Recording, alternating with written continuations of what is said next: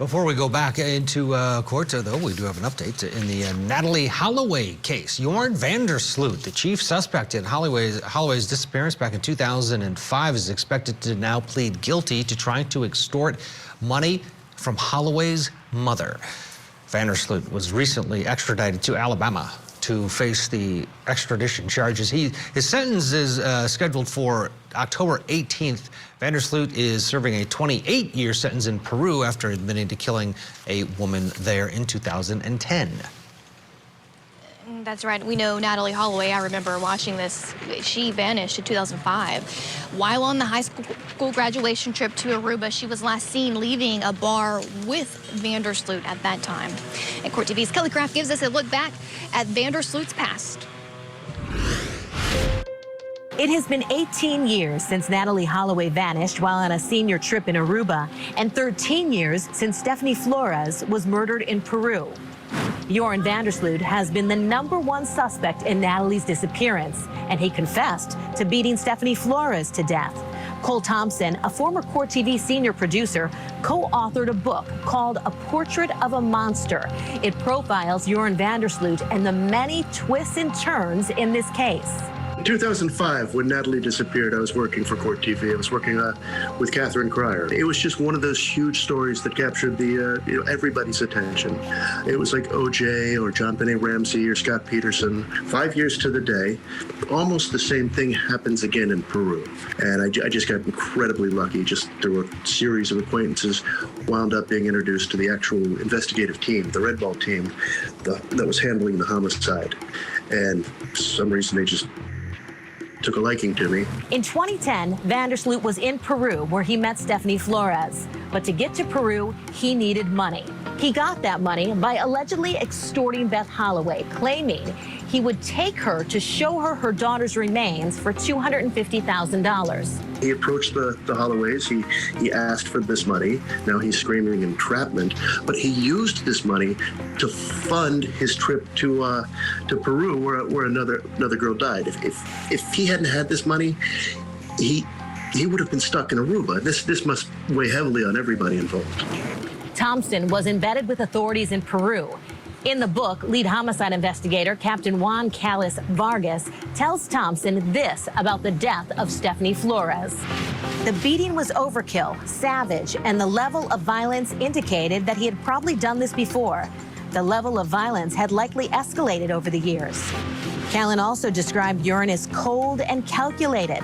Callan recognized that he was in the presence of pure evil. He came from a fairly normal family, seemed like a child of privilege. Very early on, they figured that something was the matter with Joran, that he was potentially a monster. He beat one of his brothers nearly to death. Thompson shared with us surveillance photos from the night in Peru when Van der Sloot killed Flores. You can see Van der Sloot and Flores entering the hotel. Then, Van der Sloot exits alone. He also shared with us crime scene photos, an investigator's sketch of the crime scene, and Stephanie Flores' grave. A sad reminder that two young women who never met are so eerily connected. Two families sitting there watching surveillance tape from a casino of their daughters and this man, the only suspect in either case.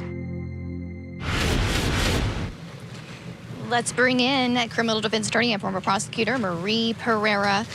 Marie, you're in New York there. This is a case that, I remember being glued to the television when she disappeared. And I may be biased, but I think he got away with that murder. And to plead guilty now to at least some sort of relation to the Natalee Holloway case, the extortion charges, how do you think that moves the ball forward? Do you think this will definitely help the family at least a step in the right direction to some sort of justice? It is a step in the right direction because, what they say, justice delayed is not justice denied. I feel that this extortion plea is incomplete justice, but it's something. And it doesn't really bar any murder charges should they have enough evidence to charge him with murder, because there's no statute of limitation on murder. So for now, at least it's something for him to admit what he did, the grief he put on that family, the lies he told to them, and the just heinous nature of him just trying to extort the mother and father like that. And all they wanted was just to really just find the body and put their child to rest and give her a proper burial. It's something, but it's incomplete justice in my eyes. Yeah, from his standpoint, though, why plead guilty unless he wants to go back to Peru, where he undoubtedly has a little life in the prison there, and they want him back. You hear these stories, oh, a Peruvian jail must be horrible. But on the other hand, I don't know that hanging out in the Alabama prison system is going to be much better for him, and this may be calculated on his part, given what we know about him, and I just can't see him at this point saying, you know, I want to do the right thing. It may be calculated, and I think that it has a lot to do with the strength of the people's case as far as the murder, and maybe they just don't have enough to pin the murder on him and find him guilty beyond a reasonable doubt in our court system. And for now, maybe after conferring with the family, if this is all they can get as far as justice, then they just have to take it, because the evidence has to be there. It's been so long, maybe they just cannot prove that murder on him beyond a reasonable doubt. Yeah, and for the Holloways, Beth Holloway, she does get to see him face to face in a courtroom, Alabama. It's a different scenario than she wanted, but the bottom line is they were able to see him, and they will again when he pleads guilty, as we expect him to.